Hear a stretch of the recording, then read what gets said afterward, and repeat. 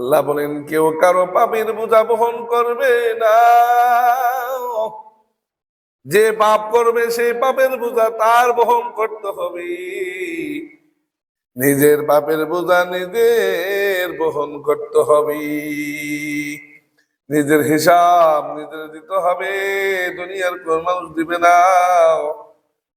ভাই বলেন ভাই দিবে না, বন্ধু বলেন বন্ধু দিবে না, মা বলেন মাও দিবে না,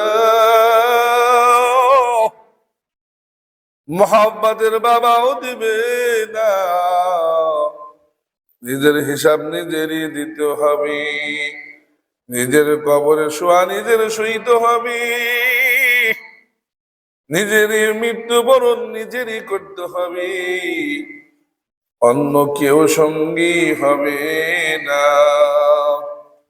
এজন্য ভাই আমলের মাস শুরু হয়েছে, শাবান মাস। এমন একটা মাস, এ মাস যখন শুরু হইতো নবীজি আলাইহিস সালাতু ওয়াস সালাম মাজায় গামছা বেঁধে আমলে নেমে যাইতেন।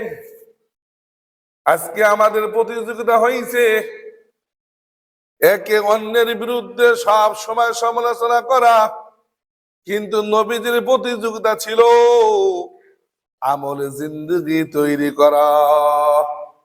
নবীজি শাবান মাস আসলে আমলে জিন্দেগি তৈরি করতেন, আমল করার জন্য প্রস্তুত হয়ে যাইতেন।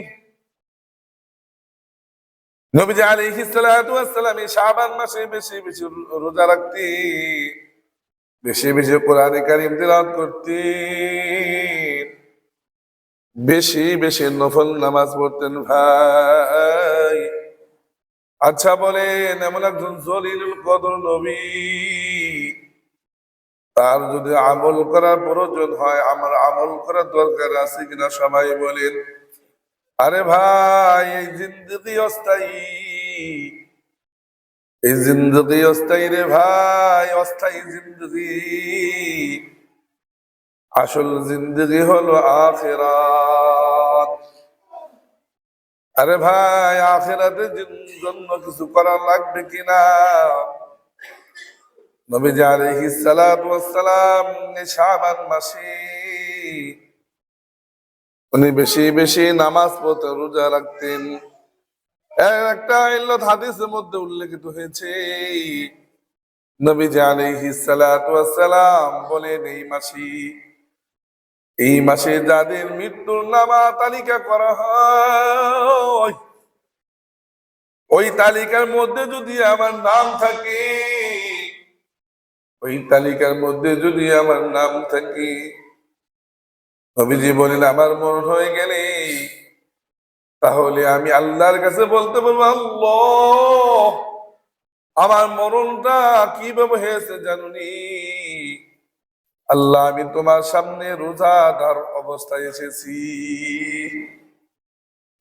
শাবান মাসে যদি আমার আপনার মৃত্যু হয়, বরকতময় মাসে যদি আমার মৃত্যু যদি এসে যায়, যদি আমি রবের সামনে রোজাদার অবস্থায় উপস্থিত হই, আল্লাহ পাক রব্বুল আলামিন বলবেন, হে আমার ফেরেশতারা তোমরা শুনে রাখো, আমার এই বান্দা বান্দি শাবানের ফজিলত শুনি, এই শাবান মাসে আমাকে খুশি করার জন্য রোজা রেখেছিল, এই দিন শেষে তার মৃত্যু এসেছে, আমি এই বান্দা বান্দির জিন্দগির তামাম গুনাহ খাতা গুলোকে মাফ করে দিলাম।